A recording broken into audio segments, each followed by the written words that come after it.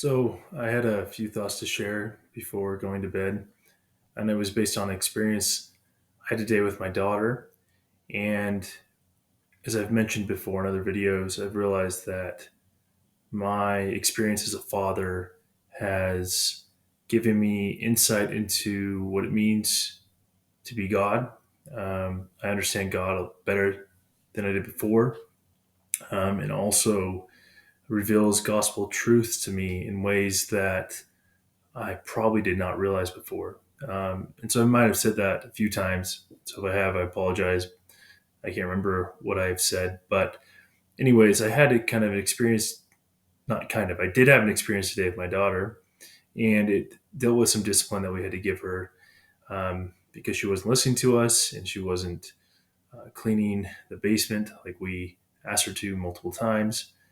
And so as a result, we decided to take her play jewelry away from her because it's the thing that she has cared the most about. And so we said, well, she's not listening to us. She's got to feel some kind of sting to know that we are serious. And so we're going to take this away. And in the course of doing that, I was very surprised by my daughter's reaction in that not only was she sad that the jewelry was taken away, but she started to be concerned about her appearance. Now, she's only 4 years old, so that was kind of concerning. And she saw that the jewelry was made her beautiful, made her um, look beautiful. That's really much what she said. And that by taking that, she saw that she was no longer beautiful. Now, what am I getting at here? So, the key uh, understanding is that my daughter had a certain belief about what this play jewelry. I mean, this isn't nice jewelry. It's plastic. It's cheap. It's for kids. Didn't really think when we bought it. Didn't think much of it. I mean, she likes to dress up. She's a girl. I had sisters. They did the same thing. So I didn't think it was anything concerning. Um, but anyway, so she had this belief that the jewelry made her beautiful, and that without it, she was no longer beautiful. And that is concerning to me because she is developing this belief system that is, to me, very harmful and false. Right? It's not jewelry that makes us beautiful necessarily. There are other things that increases, especially a woman's beauty. And so the fact though that she placed her view of herself on the jewelry is concerning to me. And as she was throwing a tantrum and upset, I realized that the jewelry might need to be taken away for good, which might be really hard for her because she likes to dress up and as a princess and in all other ways. She has a very active imagination, and I want to encourage that. But I also don't want to encourage anything that would be destructive for her.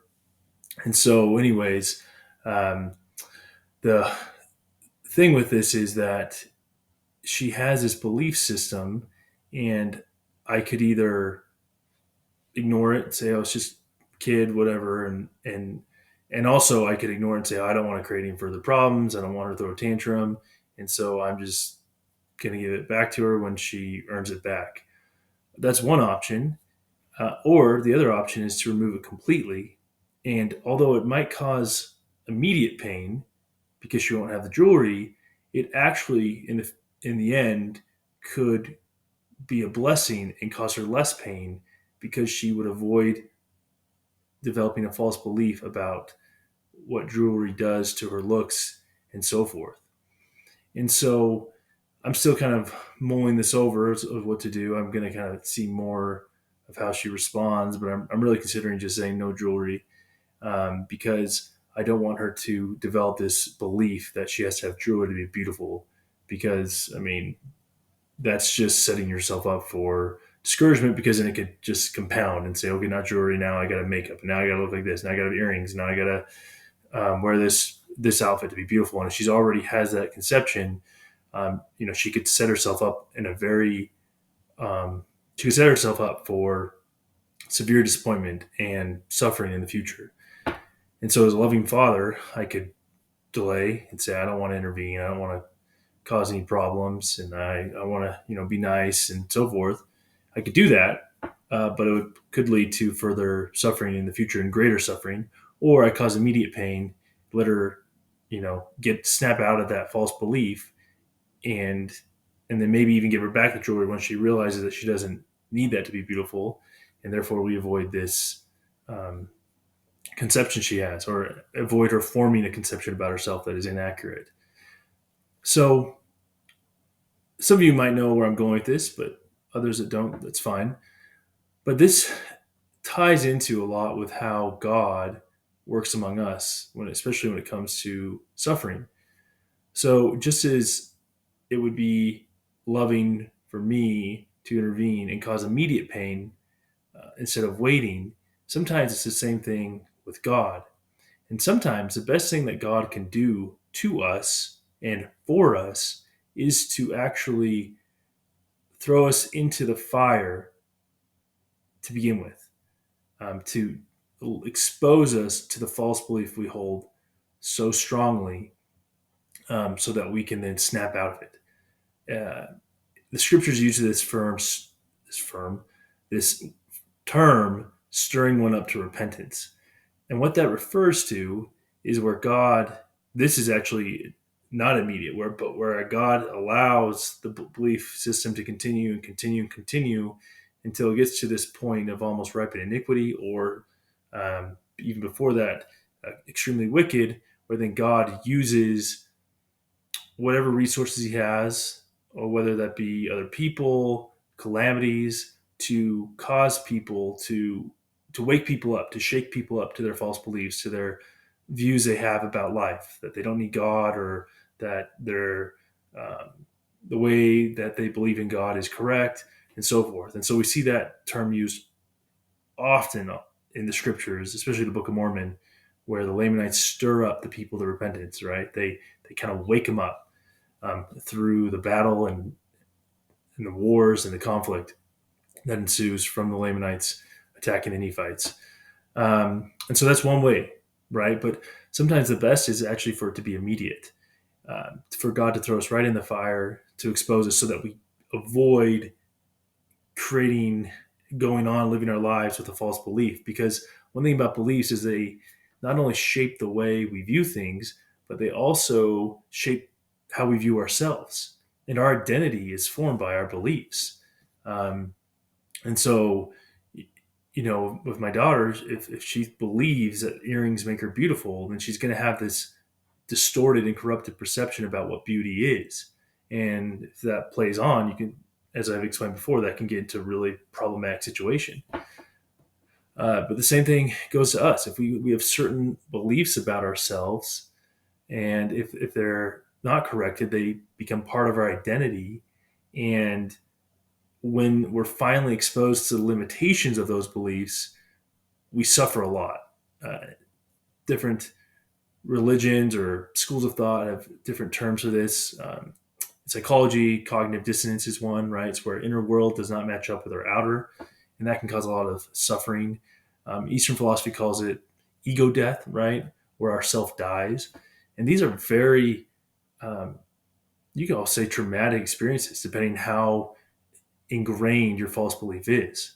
And the degree of the trauma you experience, I want to use trauma loosely because I know, I'll call it trauma or severity.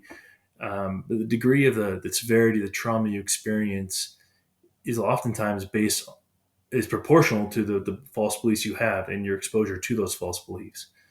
And so sometimes God just has to throw us in. The best thing he can do is throw us in the fire and let us, kind of figure it out and have to be really exposed, because eventually it's going to happen. And no matter what, we're eventually going to come face to face with who we really are, whether it be in this world or the next.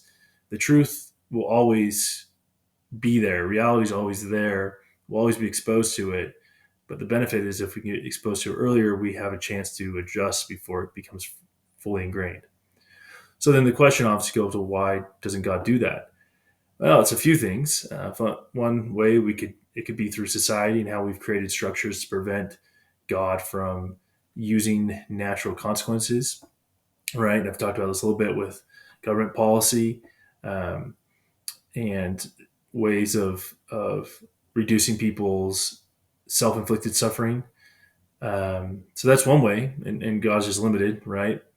It could be that we're not ready, and God knows that, and He knows that if He does expose us to it, we'll reject Him even greater, or we'll reject Him, and it will be hard for us to connect with Him, and so we're not ready for it. So He kind of waits and tries to give us clues along the way through people or through small experiences to kind of point us, give us a road sign. Hey, like what you're believing is not true. Here's the evidence stacking up, and you're still being dishonest, ignoring that evidence. So sometimes he does it gradually, right? And so because he knows if he rips off the band-aid, it'll be too painful for us. Um, so there's a few reasons why, and the others we just don't trust him, and that kind of ties in. So because we don't trust him, we would reject, and so God often waits until kind of last moment, and that's where we are as a society is, and this is kind of what we see in Romans 1 is that as people adopt falsehood and it becomes more integrated and ingrained, God turns them over to that until finally they're exposed to the full consequences, and He lets it happen in order to teach them. And so, um, when it comes to that, uh, we we probably um, want to reevaluate the way we view God's suffering. And if we are in the fire right now, and we feel like we're in the fire, and we feel like we're suffering immensely, it could be that there's something we need to learn, because what often happens and what's true of life is we don't really know what brings happiness. And when we live contrary to God's purpose for us, we're living contrary to happiness, and we can't be happy. It's impossible. God is happy because He has developed the beliefs that promote happiness. He is happy because He knows what leads to happiness, and He has conformed His life to those beliefs, and He doesn't deviate from that. And so certain beliefs lead to happiness, true beliefs do, false beliefs don't. And so, with contrary to that, then we're going to suffer, and we're not going to be happy. And so, kind of summing this all up, then the best thing we should do is to embrace being thrown right into the fire, and to not let that shake our faith, but to use it as a time to evaluate, because oftentimes trials expose the limits of our understanding, and oftentimes trials reveal who we are, and oftentimes it's unpleasant, and trials cause us to recalibrate our understanding, and push us into self exploration and introspection on who we are, and whether we really are who we think we are. And sometimes we have to come face to face with the fact that we might not be who we think we are. We might not be as attractive as we think we are, or as smart as we are, or as athletic, or as talented as we are. Whatever modern day identities that we um, create for ourselves, and then when we accept that, then we can then finally start moving forward to adopting beliefs that actually are constructive. And so if it comes to the way we feel about our looks, yeah, there might be nothing you can do to change it, but you can look at ways you can, such as being physically fit, such as being healthy, um, such as controlling what you eat. That a lot of times, um, one's attractiveness is based on their body weight. And so, they're I'm not getting too deep into this, but there are ways that you can do it. That's the thing too. It's not just like you're stuck with who you are necessarily. I mean, there are some limitations, but then when you're exposed to it, you're not hidden from it. You can then say, okay, this is who I am. I'm not as intelligent as I thought I was. Not as smart as I thought I was. I didn't pass the exam or whatever. And then you can start evaluating and say, okay, what can I do? What's in my control? Or okay, I need to study better. Or maybe I'm doing it the wrong way. And then reading books about how to be a more effective studier. I mean, there's so many things that trials teach us, and suffering is really instructive, because it really exposes the limits, and it shows this is what you think you can do and you can't. Now, how are you going to adjust to that? And so through doing that, you can then start getting the accurate beliefs. And by having the accurate beliefs, find happiness. And find happiness, you find, what the gospel is all about.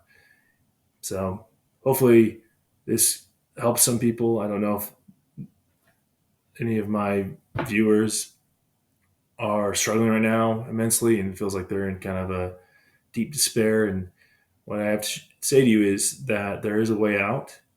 There is always a problem to any solution.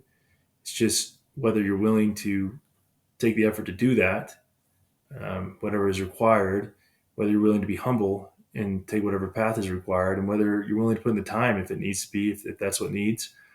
So that's the first thing, is whether you're willing to do those things, and then trusting God to see you through the end. And so if you're in that pit of despair, know that there is a way out. It's just you have to be willing to make sacrifices, and that off sacrifice is the beliefs you hold about yourself, and adopt the correct beliefs, and you'll find joy and happiness therein.